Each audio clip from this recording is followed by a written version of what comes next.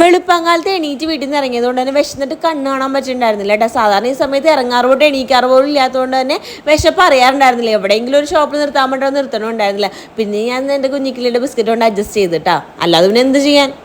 കോട്ടയത്തേക്ക് ഇറങ്ങിയതാണ്ട്. അവിടെ വന്നിട്ട് ഒരു അത്യാവശ്യം ഉണ്ടായിരുന്നു. അപ്പോൾ നമ്മളെ ആവശ്യങ്ങളൊക്കെ കഴിഞ്ഞ് കഴിഞ്ഞപ്പോഴേക്കും നമ്മളൊരു കസിൻ്റെ വീടുണ്ട്. അങ്ങോട്ട് പോകണേ തൊട്ടടുത്ത് തന്നെയാണ്, നമ്മൾ പോയതിൻ്റെ തൊട്ടടുത്ത് തന്നെയാണ്. അപ്പോൾ അങ്ങോട്ട് പോകണേണ്ട. കയറ്റം എന്ന് പറഞ്ഞാൽ ഒരു ഇന്ന കയറ്റമാണ്ട് എൻ്റെ പൊന്നെ അങ്ങോട്ട് കാറ് കയറുമായിരുന്നു. പക്ഷേ ഇവരെന്നെ മനപ്പുറം നടത്തിച്ച് അങ്ങനെയെങ്കിലും നിൻ്റെ ശരീരം ഒന്ന് അനങ്ങട്ടെ എന്ന് പറഞ്ഞു. പിന്നെ കുറച്ച് നേരം കഴിഞ്ഞ് ചെപ്പി വലിച്ച് കയറ്റിയിട്ടാ. നമ്മളവിടെ എത്തിക്കഴിഞ്ഞപ്പോഴേക്കും ചേച്ചി ആൻറ്റിയൊക്കെ ഉണ്ടായിരുന്നു. അവരോട് വർത്താനമൊക്കെ പറഞ്ഞു. അതിൽ നിന്ന് നിൽക്കാൻ നമുക്ക് സമയമില്ല കേട്ടോ.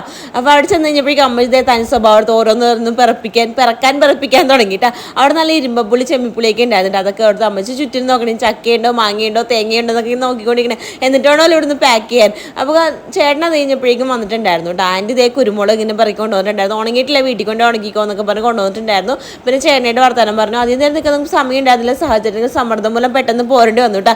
കുട്ടികൾ അവിടെ പൂച്ചനെ കളിപ്പിച്ചുകൊണ്ടിരിക്കുന്നുണ്ടായിരുന്നു.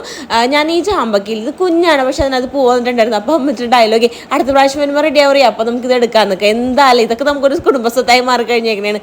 അപ്പോൾ അമ്മായിയുടെ മരുമോളുടെ മരുമോൻ്റെ ഭയങ്കര ഒരു സ്റ്റഡിയാണ് മരങ്ങളെക്കുറിച്ച് ചെടികളെക്കുറിച്ചൊക്കെ. ഇത് അങ്ങനെയാണ് ഇങ്ങനെയൊക്കെ. അപ്പോൾ അമ്മച്ചി കൊണ്ട് പറ്റാവുന്നത് കഞ്ഞിക്കെല്ലാം കറിച്ചിട്ട് ഒഴിച്ച് ബാക്കി എല്ലാം എടുത്തിട്ടുണ്ട്. അവർക്ക് ഇനി കഞ്ഞിക്കറി വെക്കണമല്ലോ, അതുകൊണ്ടായിരിക്കും അതിന് എടുക്കാഞ്ഞത്.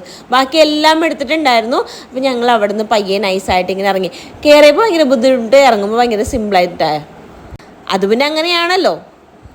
ചെക്കൻ അപ്പൻ്റെ കയ്യിലിരുന്ന് കളിച്ചോണ്ട് ചെറിയൊരു അടച്ചിലുണ്ടായിരുന്നു. തിരിച്ച് പറഞ്ഞ വഴിക്ക് നല്ല കപ്പ കണ്ടു കേട്ടോ. കപ്പ ഞാൻ തിന്നൊക്കെ നോക്കുന്നുണ്ട്. നല്ല കപ്പയൊക്കെ വാങ്ങി ഞങ്ങൾ പോകുന്നുണ്ട്. 3 കിലോ 100 രൂപ ഉണ്ടായിരുന്നു. അപ്പം പിന്നെ ഒട്ടും കുറച്ചില്ല, 6 കിലോ തന്നെ വാങ്ങിച്ചു. അത് കഴിഞ്ഞ് കുറച്ച് നേരം കഴിഞ്ഞപ്പോൾ ചക്ക കിട്ടി. ചക്കയുടെ സ്പെഷ്യലിസ്റ്റ് ഏട്ടനാണ്. ഏട്ടന് ഭയങ്കര ഇഷ്ടമാണ് ചക്ക. എനിക്കും ഇഷ്ടമാണ്. എന്തായാലും നമ്മൾ വന്ന ആവശ്യങ്ങൾ കണ്ട് കസിൻ്റെ വീട്ടിൽ ചെന്ന് ഇനിയിപ്പോൾ എന്തായാലും വീട്ടിലേക്ക്. അപ്പോൾ അത്രേ ഉള്ളൂ. ബാക്കി വിശേഷം നമ്മൾ നെക്സ്റ്റ് വീട്ടിൽ കാണാം. Tata bye bye, see U.